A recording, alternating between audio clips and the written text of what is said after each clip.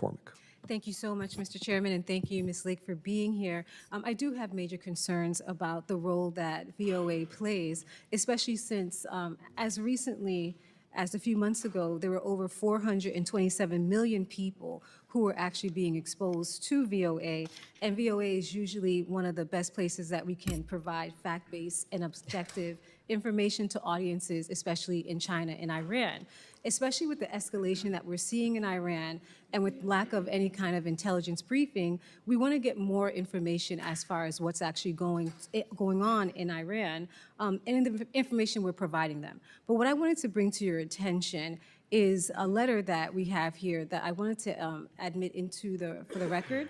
And it is from Radio Free Asia, Radio Free Europe, Radio Liberty, Middle East Broadcasting Network. And what they're pretty much saying is that they tried several times to reach you. Pass it on back. Thank you. I I'm going to think read I've it. The already last expressed one why I didn't have haven't a met with request. him, because we're in I active just want to read it litigation. to you first, 'cause I want to give you the opportunity. Okay. I do believe that foreign affairs, especially when it comes to national security, shouldn't be a partisan issue. I do believe that. And I want to give you the opportunity to just explain, because as one of my colleagues mentioned, there was a letter in April where they said they haven't met with you. And in this letter, they're saying that they've tried to meet with you and that Ms. Lake has not spent a single minute with us or our senior team. She has not visited our office or inspected our operations. And so with this letter that we have here that clearly says it, I also want to bring to your attention where it says also that they're still open to meeting with you. And I know now you're saying you can't meet with them, but I want to get more clarification. Within the 2 weeks that you were in your position, that you declared that it was you said specifically that's largely incompetent, corrupt, biased, and a threat to America's national security. What were the procedures in place for you to make that determination? Specifically, how much staff was actually allocated to do that investigation to help you come to that conclusion? Well, we've got reports. We've got years of biased reporting. We have misused funds. So could you tell me about the step or the mechanisms that you used? How much staff was provided to look into it in those 2 weeks to get to that? How much staff is what? How much staff? Like, what was your mechanisms in actually going through to coming to this conclusion within 2 weeks? Within 2 weeks, I assessed all of the grant agreements, and I realized that these grant agreements had been changed during the Biden administration to take out any form of transparency. During the first Trump administration, the grant agreements were written where we had transparency, we could see what was being spent, and during the Biden administration, they took all of that transparency out, and then they signed a $250 million lease on a high-rise building, saddling the American people with paying for it, and it wasn't even equipped to do broadcasting. Well, I'm happy you mentioned transparency, because that's where I'm trying to get also. Now, when you spoke to them, or if you had anybody speak to them, was there a conversation for accountability and transparency? I think that's what we're trying to get to. What was the mechanisms in place to come to these conclusions?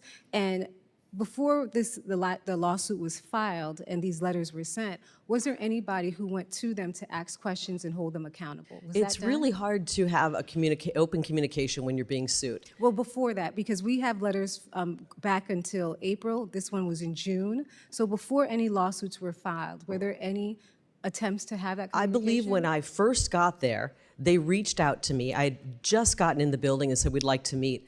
And before I even had the chance to clear my schedule and meet with them, they launched into malicious lawsuits. So no, we haven't met with them. If you can submit any communications that your office has had, I would greatly appreciate that. And my second question is, I do believe in lean, mean machines that work well. What are your matrices that you have in place to determine that the leanness is actually being beneficial and that this leanness is not creating a vacuum in which now we're not able to exercise our strongest power, which is our soft power and our diplomacy?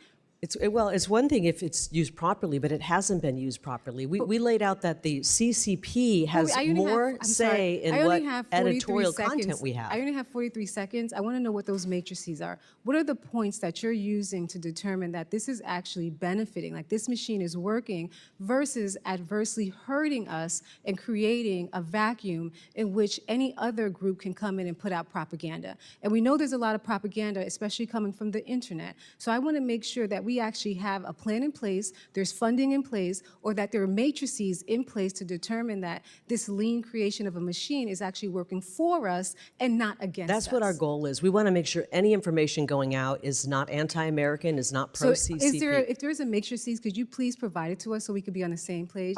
I wish we did have some say over what information was going out, but unfortunately, because of this firewall, this place could go totally rogue.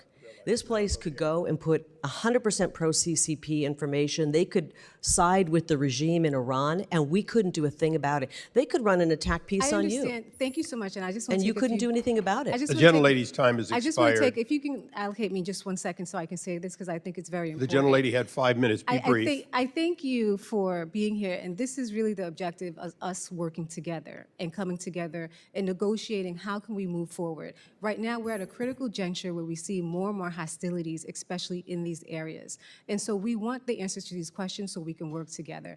That Thank is you. The truly gentlelady's my- time has really expired. Thank you. The gentleman from Texas, Mr. Self. Thank you, Mr. Chairman.